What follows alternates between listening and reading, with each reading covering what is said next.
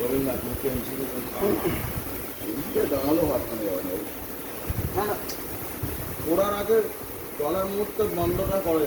যেমন আজকে আমি বন্ধ একটা পেয়েছি, তার জন্য সঙ্গে সঙ্গে বন্ধ করে যে নীলাদি যাকে ফোন করে এই ব্যাপারটা পুরো ধোঁয়া, মানে ধোঁয়া হয়ে যাওয়ার থেকে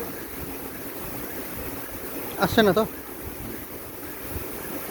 2 মিনিট চলুক। ও খাতা না কিন্তু আমি যা করে বোঝাচ্ছিল